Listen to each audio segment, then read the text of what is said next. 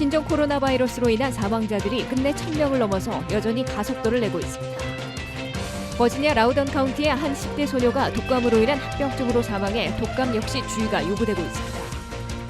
뉴햄프셔 예비선거에서 버니 샌더스 상원의원이 피트 부티지지 전 시장의 맹추격을 따돌리고 있는 것으로 보입니다. 트럼프 대통령이 11월 대선 전에는 김정은 국무위원장과 정상회담을 원치 않는다는 보도가 나왔습니다. 제롬 파월 연방준비제도 의장이 우한 폐렴으로 인한 경제적 충격을 예의주시하고 있다고 밝혔습니다.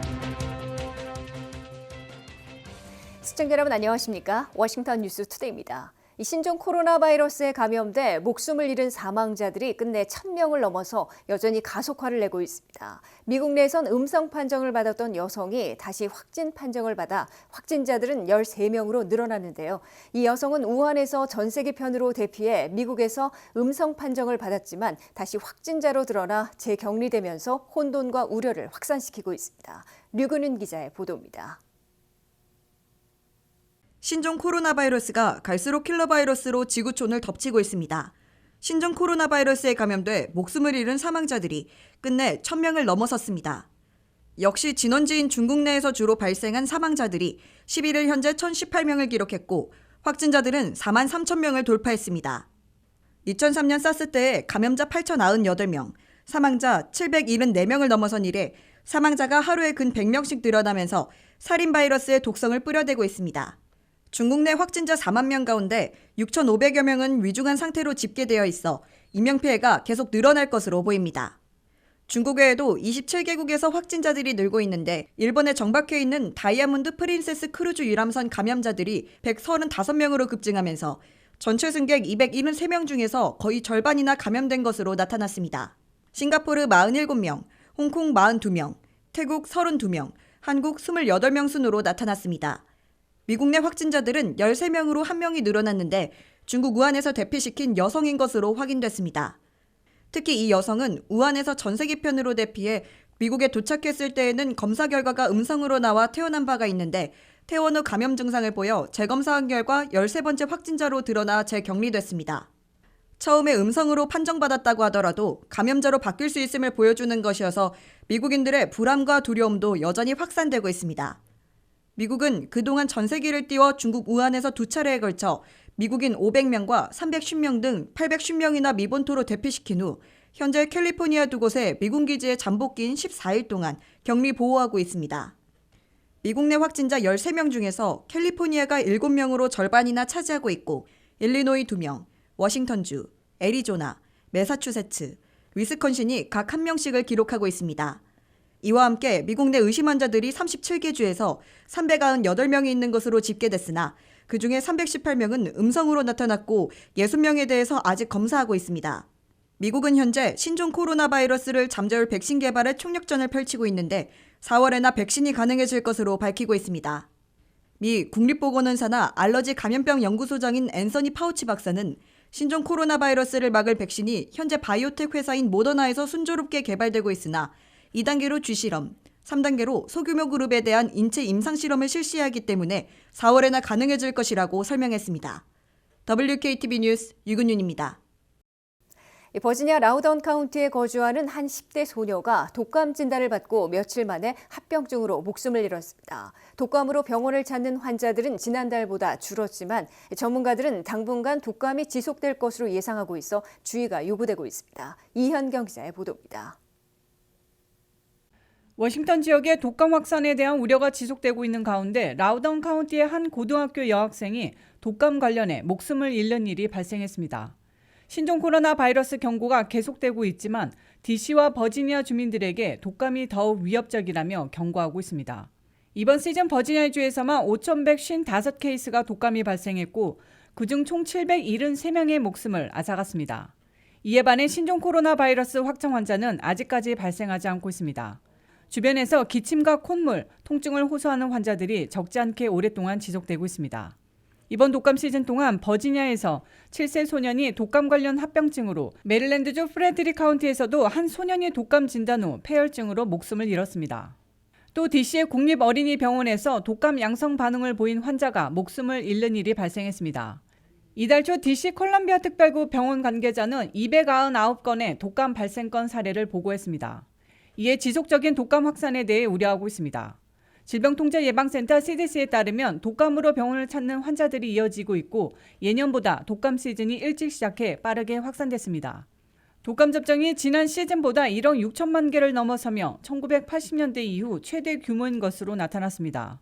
전문가들은 당분간 이러한 독감이 지속될 것으로 예상하고 있어 주의가 요구됩니다. 독감 시즌 초기에는 B형 독감이 유행했다가 바로 A형 독감이 유행하기 시작해 독감이 지속되는 양상입니다. 독감 시즌은 보통 12월과 2월 사이에 가장 활발하며 일반적으로 3월쯤 끝나지만 간혹 5월 말까지 지속되기도 합니다.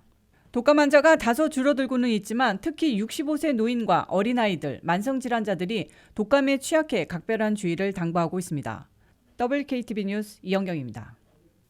오늘 실시된 민주당의 첫 프라이머리인 뉴햄프셔 예비선거에서 78세의 버니 샌더스 상원의원이 38세인 피트 부티지지 전 사우스밴드 시장의 맹추격을 따돌리고 있는 것으로 보입니다. 선거일 직전에 실시된 뉴햄프셔 여론조사에서는 샌더스 후보가 부티지지 후보에 비해 7%포인트 안팎으로 앞서 이변은 없을 것으로 예고되고 있습니다. 김지수 기자의 보도입니다. 2020 백악관행 레이스에서 아이오와 코커스와 함께 개막 테이프를 끄는 뉴햄프셔 프라이머리가 100년 전통을 자축하며 주 전역에서 실시돼 두 번째 위너를 선택했습니다. 뉴햄프셔 유권자들은 11일 이른 아침부터 투표에 들어가 대부분은 저녁 7시, 일부에선 저녁 8시에 마감하고 개표에 착수해 당일 밤 선택한 승자를 보여주게 됩니다. 이에 앞서 60년째 전통으로 자정투표해온 딕스빌 노치는 필수 유권자 숫자인 5명을 가까스로 채워 이번에도 뉴햄프셔의 첫 번째 자정투표와 상징적인 개표 결과를 내놨습니다. 딕스빌 노치의 자정투표에선 마이클 블룸버그 후보가 3표를 얻어 한 표씩에 그친 샌더스, 부티지지 후보를 누르고 상징적인 승리를 거뒀습니다. 트럼프 대통령에게 맞설 민주당 대통령 후보를 선출하는 첫 뉴햄프셔주 예비선거에선 인근주인 버몬트 출신 버니 샌더스 상원의원이 아이오와의 승자 피트 부티지지 전 사우스밴드 시장의 돌풍을 잠재우고 있는 것으로 보입니다. 선거 전야에 발표된 3곳의 여론조사에서는 모두 샌더스 상원의원이 부티지지 전 시장을 7포인트 안팎으로 앞서 뉴햄프셔를 차지할 것으로 간주되고 있습니다. 선거 직전 지지율과 같이 실제 득표가 나오면 뉴햄프셔주에 배정돼 있는 민주당 대의원 24명 중에서 샌더스 상원의원이 15명, 부티지지 후보가 9명을 차지하게 될 것으로 계산되고 있습니다. 첫 아이오와 코커스에서는 두 선두 후보들이 재검토를 요구하고 있어 아직 최종 확정된 것은 아니지만 아이오와 민주당의 발표에 따른 대의원 확보를 보면 부티지지 14명, 샌더스 12명, 워런 8명, 바이든 6명 순으로 나타났습니다. 이에 따라 아이오와 코커스와 뉴햄프셔 프라이머리를 합친 대의원 숫자를 보면 샌더스 상원의원이 12명과 15명을 합해 27명, 부티지지 후보는 14명과 9명을 합해 23명으로 약간의 차이가 납니다. 민주당 4강 경선 후보들은 즉각 22일에 열리는 네바다 코커스와 29일에 실시되는 사우스캐롤라이나 프라이머리로 격전지를 옮기고 있습니다. 아이오와와 뉴햄프셔가 95% 안팎이 백인 인구인데 비해 네바다에는 히스패닉, 사우스캐롤라이나에는 흑인 유권자들이 많기 때문에 소수의 지지를 결집시켜야 하는 민주당 대통령 경선 후보들이 전력 투구할 것으로 보입니다.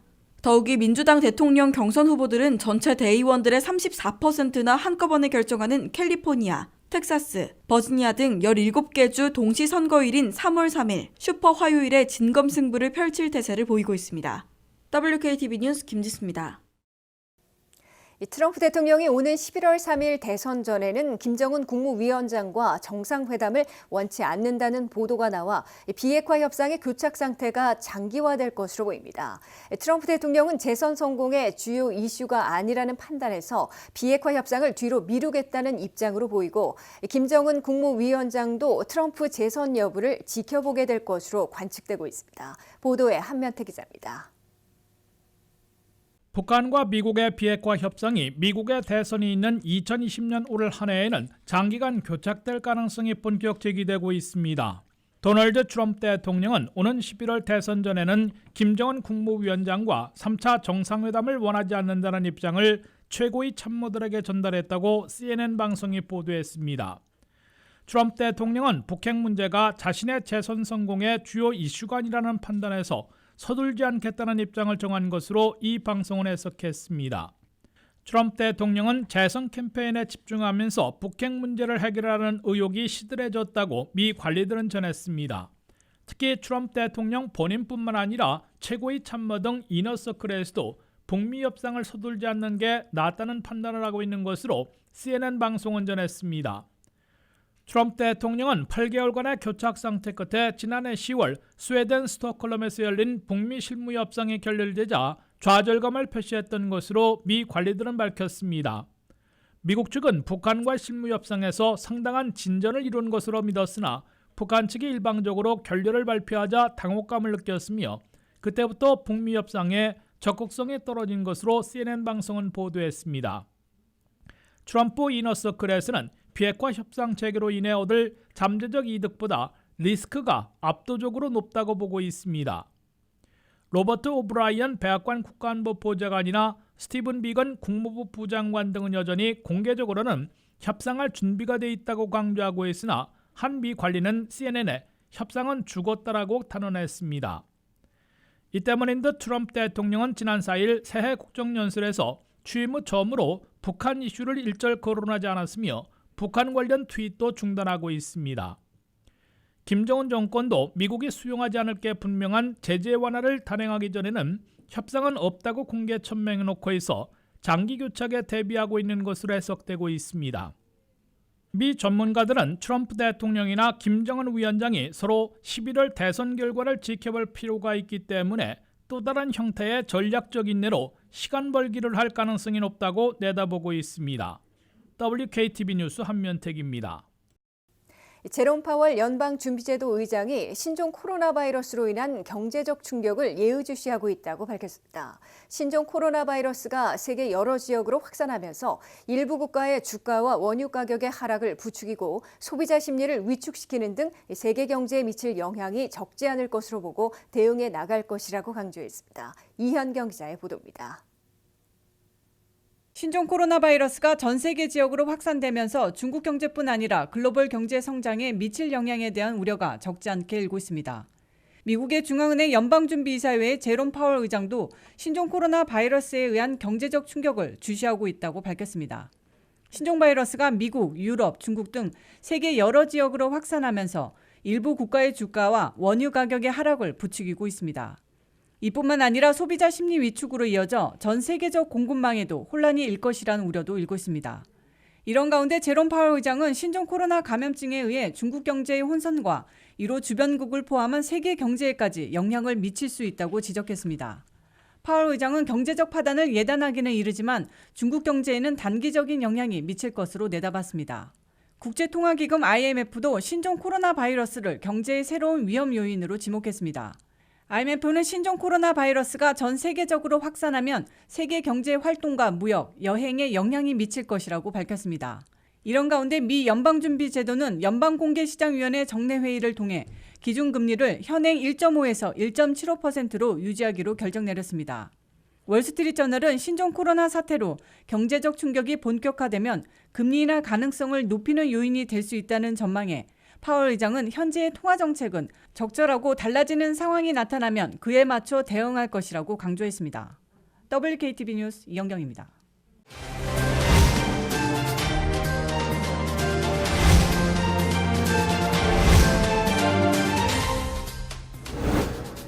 (2020년) 새해 4월 15일에는 우리 조국 한국에서 중요한 선거가 실시됩니다. 21대 총선입니다.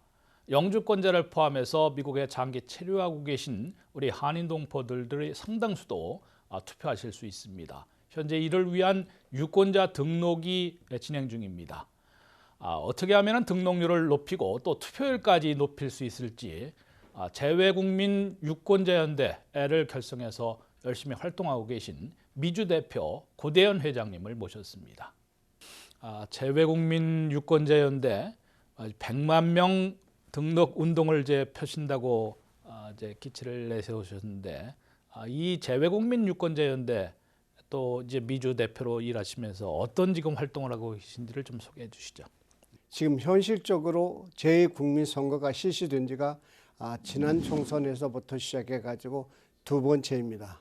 좀 더 많은 재외국민이 선거에 참여할 수 있도록 세계적인 네트워크를 구성을 해서 한 분도 빠짐없이 재외국민으로서 권력을 행사할 수 있도록 하기 위한 네트워크를 지난 4월 달에 구성을 했고 이미 각 지역마다 서로 제2국민 유권자들이 힘을 합해서 등록에 도움을 되고 앞장을 서고 있습니다. 우리 해외 동포들, 우리 동포들 중에서 이제 유권자들이 아까 100만 명을 넘고 있다고 그랬는데 실제는 뭐 한 10%에도 좀 못 미치는, 특히 그 국회의원 선거일 경우에는 좀 그렇다는 것 때문에 그런데 지금 어떤 정도의 상황입니까? 중국이나 다른 지역과 달리 우리 미주에서는 지역적으로 여러 군데 넓은 지역입니다. 하기 때문에 넓은 지역에서 많은 사람들이 동시에 같은 시간에 투표를 하기라는 것은 조금 어려운 사정이 있습니다. 이것을 보완하기 위해서 예전에 지난번 같은 경우는 저희들이 미리 투표를 하는 방법이라든가 인터넷을 통해서 투표를 하는 방법이라든가 여러 가지를 했지만 그보다도 가장 먼저 우선적으로 해야 될 것이 뭐냐면 선거 등록을 해야 됩니다. 선거 등록을 하지 않고는 선거를 할 수가 없습니다.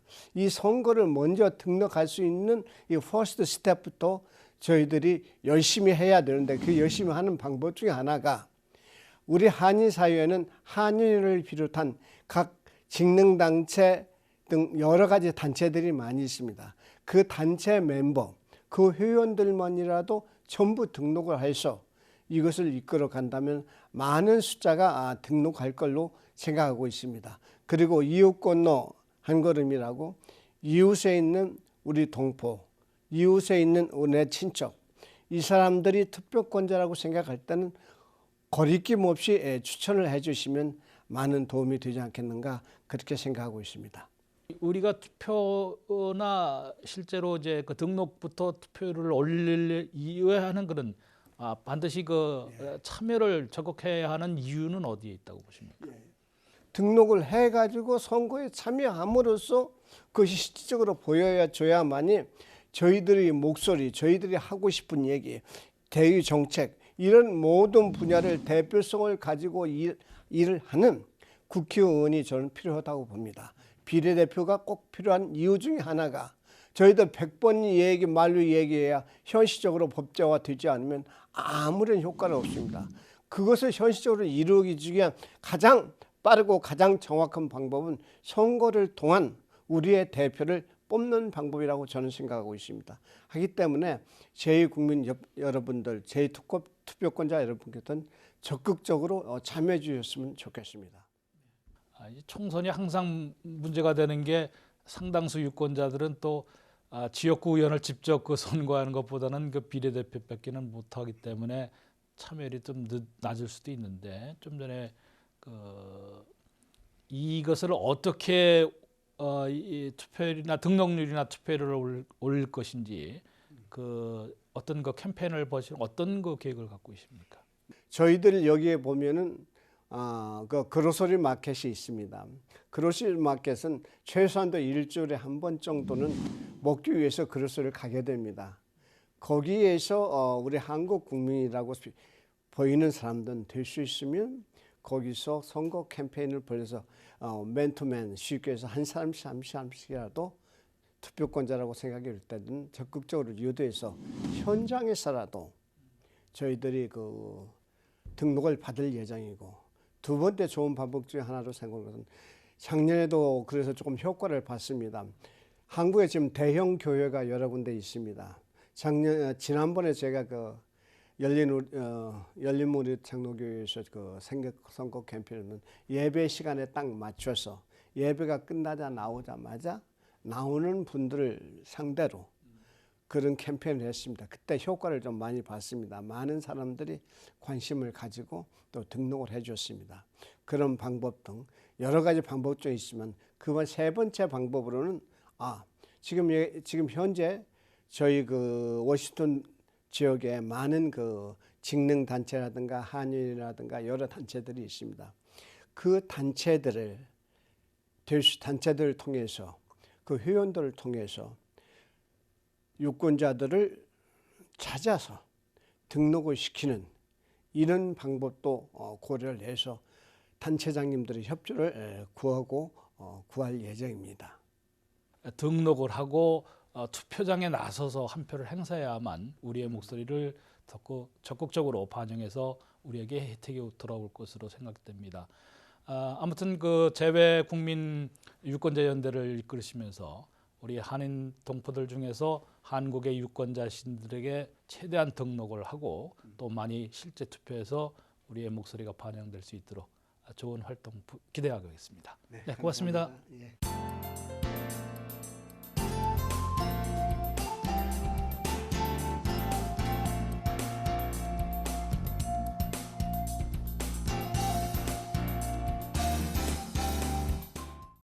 이상으로 워싱턴 뉴스투데이를 마치겠습니다. 시청해주신 여러분 고맙습니다.